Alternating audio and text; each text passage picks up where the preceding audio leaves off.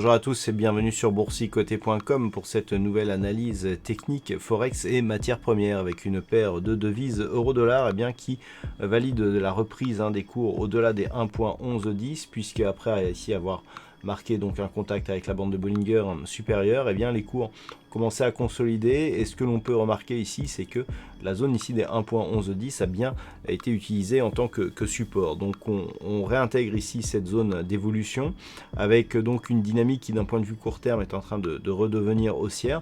Attention toutefois, l'enfoncement ici de la moyenne mobile 20 exponentielle en unité de temps H4 pour nous donner un signal de neutralisation. Toutefois, tant que l'on est ici au-dessus de cette zone des 1.1110, on a une préférence plutôt haussière avec comme objectif donc divers zones possibles avec cette zone intermédiaire ici des 1.1160 et à terme un possible retour sur la zone des 1.1220. Et puis sur le câble, c'est la zone des 1.2970 que l'on retrouve ici comme zone de support, ce niveau qui est support depuis assez longtemps, qui était précédemment résistance, on va le voir ici sur cette vue un peu plus large, avec ici cette zone de range donc qui avait connu cette zone horizontale en tant que résistance. Depuis le franchissement, force est de constater que ce niveau ici est devenu support.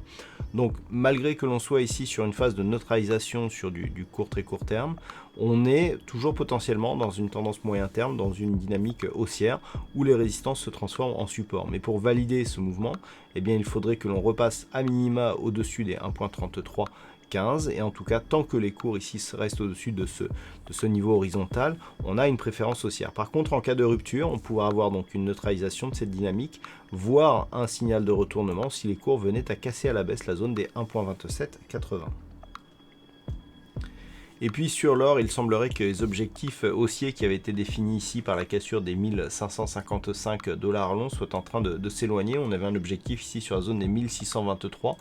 Pour atteindre cet objectif, il ne faut pas revenir ici sur la zone des 1513, c'est le niveau d'invalidation. Et ce que l'on peut remarquer ici d'un point de vue court terme, c'est que depuis le retournement, donc depuis le moment où la bougie ici est venue toucher la bande de Bollinger inférieure, on a des cours qui évolue avec une moyenne mobile 20 exponentielle qui agit plutôt comme résistance. Et c'est encore ce que l'on a eu aussi aujourd'hui, où cette zone de résistance se confond avec la zone horizontale des 1550 $ l'once. On est vraiment sous ce niveau qui agit comme résistance. Donc on pourrait avoir ici une continuité du mouvement baissier. Alors, en cas de poursuite donc et de cassure des 1515 $ l'once, le retournement prendrait un peu plus de forme puisqu'on aurait ici une dynamique qui pourrait valider un mouvement d'accélération ici en direction des 1513 $ l'once.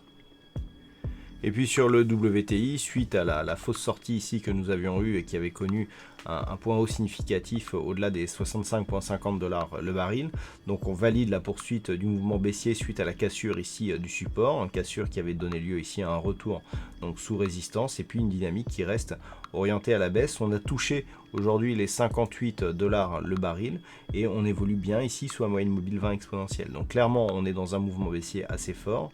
On a ici des niveaux de retracement avec les niveaux de retracement donc, qui sont donnés par la précédente dynamique. On vient d'attaquer ici la zone 50,61,8.